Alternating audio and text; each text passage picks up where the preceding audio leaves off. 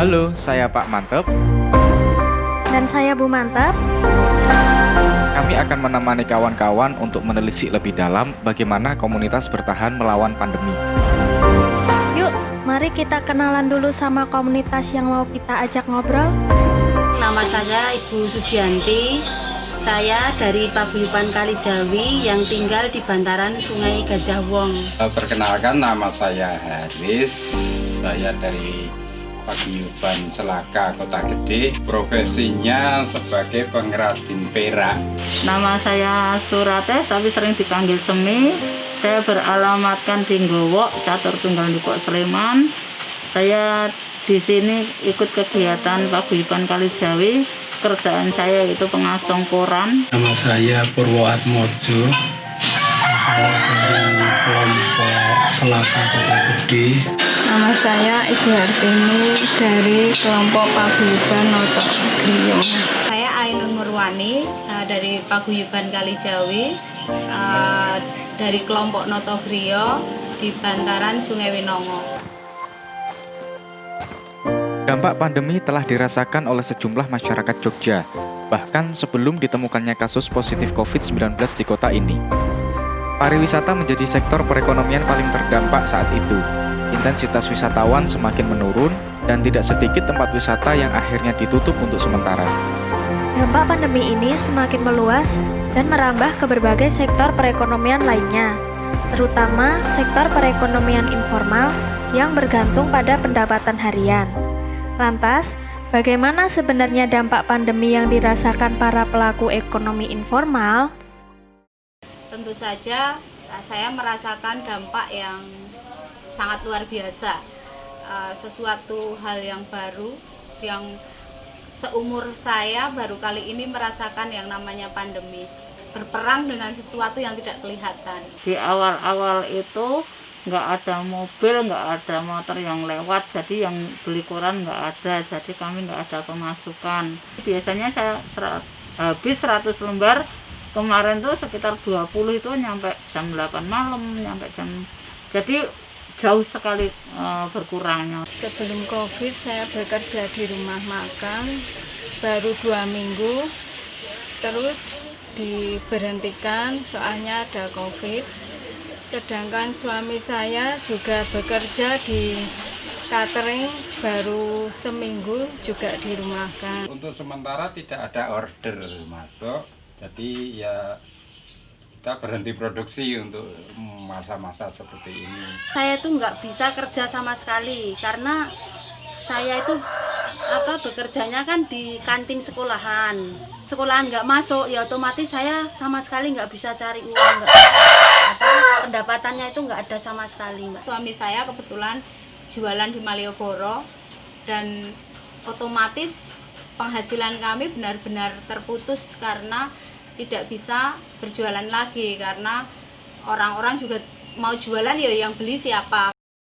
Lalu, bagaimana dengan mata pencarian Bapak, Ibu, dan keluarga?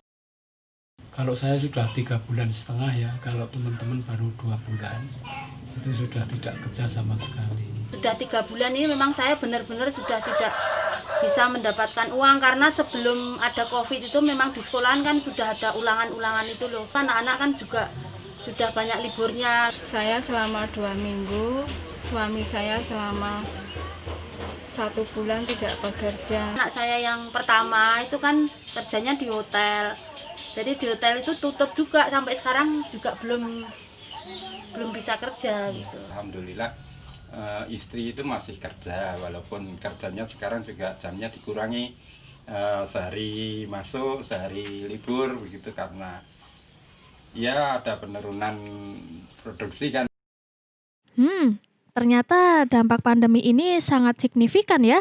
Lalu, apakah di masa pandemi ini Bapak dan Ibu mendapatkan bantuan dari pemerintah? Kebutuhan sehari-hari saya cuma menggantungkan bantuan dan kemarin dapat bantuan dari PKH. Saya dapat, karena saya dapat PKH juga. Nah, PKH itu kan ada yang berupa makanan dan berupa uang. Kalau yang berupa uang itu otomatis, kalau sekarang kan saya masih SD itu biaya sekitar 200 25. Jadi untuk biaya beli pulsa aja mepet Mbak, terus terang. Tapi saya alihkan untuk beli pempes simbok saya, karena simbok saya harus dengan pempes. Kalau nggak pempes akan sini menjadi rumah penyakit, tidak bersih, baunya juga tidak enak. Jadi saya untuk utama saat ini untuk beli pempes saja, lainnya saya nomor 2, 3 kan.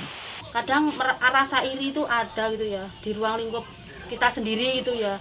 Di ruang lingkup kita sendiri kok sering ada bantuan, sering dapat uang ini, dapat uang itu, kadang sampai double-double gitu loh.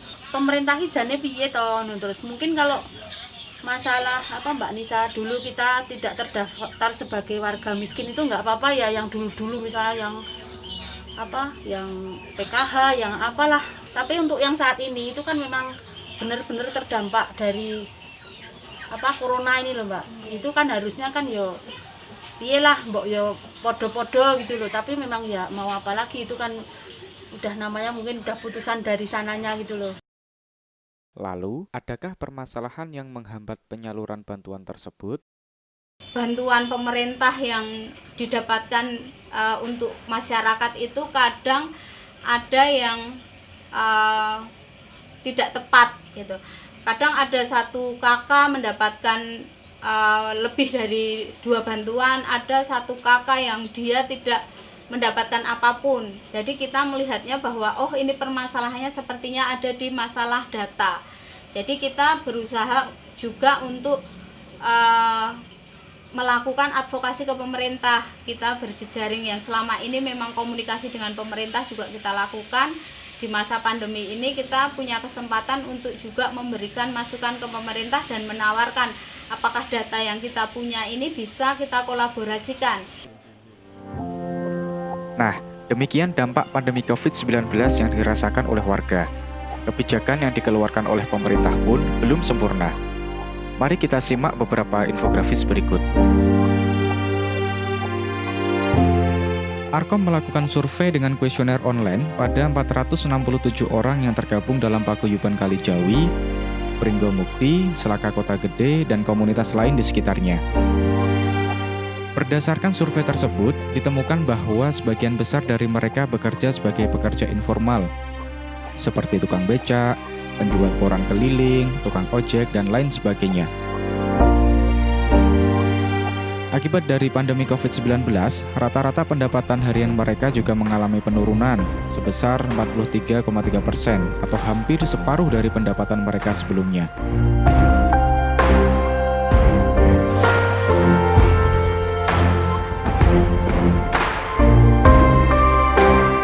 Berikut merupakan hasil survei tentang bantuan dari pemerintah kepada komunitas di masa pandemi COVID-19.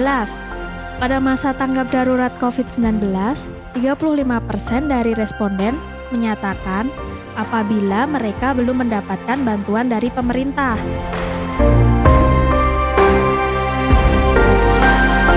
Berdasarkan hasil survei, ditemukan bahwa masyarakat kebanyakan tidak puas dengan respon ataupun bantuan pemerintah pada kondisi darurat COVID-19.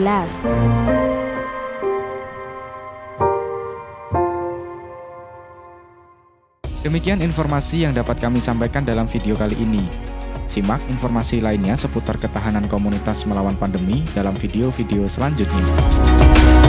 Kebetulan kita juga merespon cepat, alhamdulillah juga mendapatkan beberapa bantuan. Yang awalnya dulu sekarang kita biarkan solusi pengangguran dan pendapatan tambahan. Biasanya saya kerja dari jam 8 sampai jam 4, sekarang saya tambah jam 8 sampai jam 9 malam. Mereka juga takut dengan adanya COVID. Nabung dan mendapat pinjaman. Kalau usaha, belum ada ini. Sebetulnya awal-awal itu juga laku Mbak, walaupun cuma sedikit kan saya terima.